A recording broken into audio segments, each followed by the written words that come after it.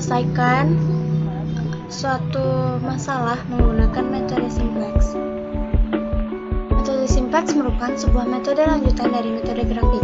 Metode grafik tidak dapat menyelesaikan persoalan manajemen yang memiliki variabel keputusan yang cukup besar, sehingga diperlukan metode simplex.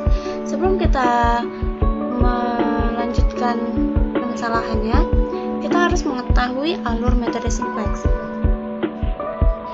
Yang pertama, kita harus mengidentifikasi tujuan dan kendala, formulasi model matematika, mengubah dalam bentuk standar dan atau baku, memasukkan ke tabel simplex, mencari kolom pivot, mencari baris pivot, mencari angka pivot, melakukan perubahan pada baris pivot, melakukan perubahan pada baris lain. Kemudian kita harus memperhatikan nilai Z-nya. Jika nilai Z telah bernilai positif, maka proses selesai. Namun, jika nilai Z masih ada yang bernilai negatif, maka kita harus memulai proses dari mencari kolom pivot hingga nilai Z tersebut bernilai positif, kemudian solusi optimal, dan selesai. Ini adalah contoh soal yang akan kita bahas. Penyelesaiannya, dari soal atau yang telah diketahui, kita telah sampai pada tahap formulasi model matematika. Selanjutnya, yang harus kita lakukan adalah mengubah dalam bentuk standar atau baku. Ini adalah perubahan bentuk yang kita dapat dari soal yang ada di sebelumnya.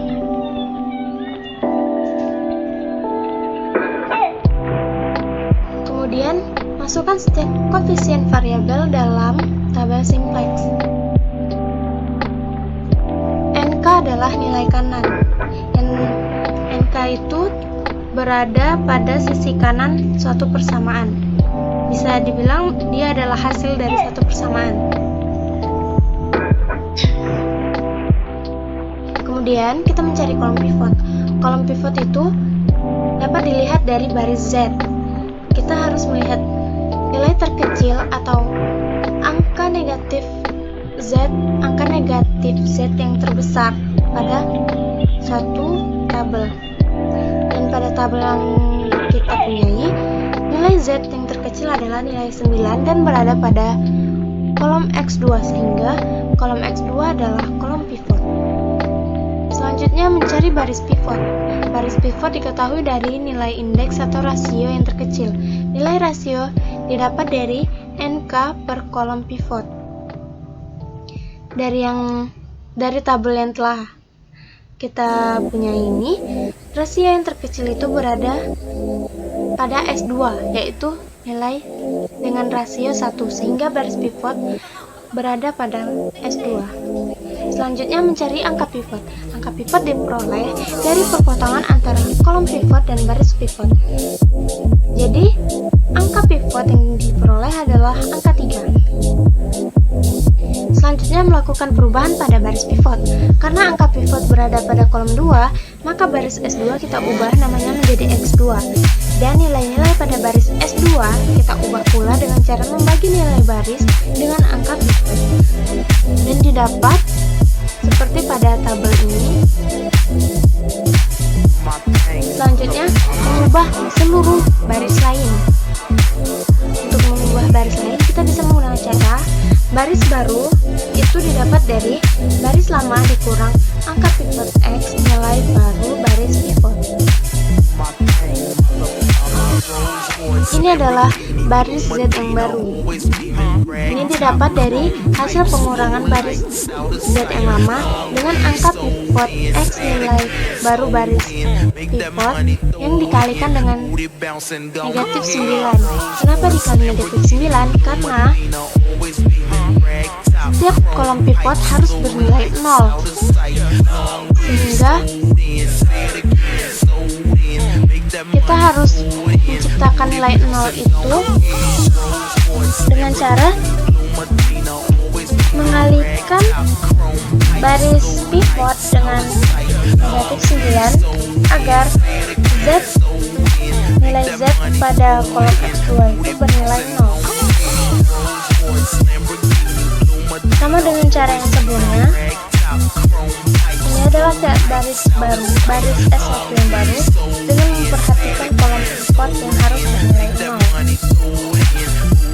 Dan ini adalah baris S3 yang baru. Dan dengan memperhatikan bahwa nilai kolom X2 harus bernilai 0 selain X2 yang berada pada baris pivot. Selanjutnya, perhatikan apakah baris Z masih terdapat nilai negatif. Dari tabel iterasi pertama, diketahui bahwa pada baris Z masih terdapat nilai negatif, yaitu pada kolom X1 yang bernilai negatif 2. Oleh karena itu, maka yang perlu kita lakukan adalah mengulang dengan memulainya dari mencari kolom pivot untuk iterasi yang kedua.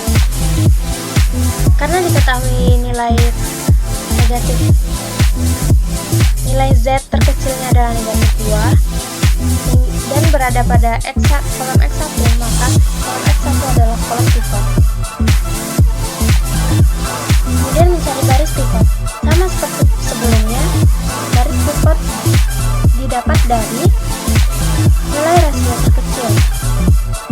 Pada tabel ini, kita ketahui bahwa rasio terkecil yaitu 2/3 berada pada S3, sehingga S3 adalah baris pivot. Mencari kolom pivot.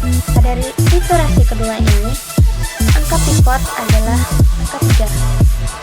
Lakukan perubahan pada baris pivot. Karena angka pivot iterasi 2 adalah 3, maka perubahan baris pivot adalah seperti pada tabel.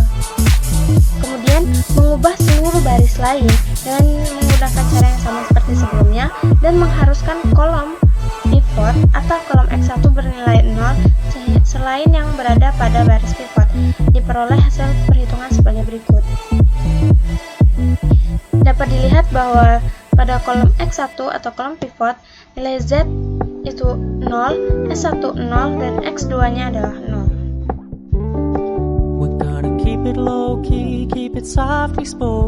Tabel telah optimal. Karena dikatakan telah optimal karena nilai Z tidak lagi mengandung nilai negatif, sehingga iterasi dihentikan. Kesimpulannya, kita dapat produksi X1 sebanyak 2/3, produksi X2 sebanyak 5/9, besar nilai maksimum sebesar 31/3, sumber daya 2 dan 3 terpakai habis atau digunakan secara penuh, dan sumber daya 1 berlebih atau tersisa 7/9. Perhitungan dalam sintaks menuntut ketelitian tinggi, khususnya jika angka yang digunakan adalah pecahan. Bulatan harus diperhatikan dengan baik. Disarankan jangan menggunakan bentuk bilangan desimal, akan lebih teliti jika menggunakan bilangan pecahan. Pembulatan dapat menyebabkan iterasi lebih panjang atau bahkan tidak selesai karena ketidaktelitian dalam pembulatan. Dari yang kita bahas sebelumnya, kita menyebutkan iterasi. Iterasi itu apa sih? Iterasi adalah tahap perhitungan. Selesai sudah penyelesaian yang kita bahas hari ini. Saya ucapkan terima kasih. Lebih dan kurang saya mohon maaf.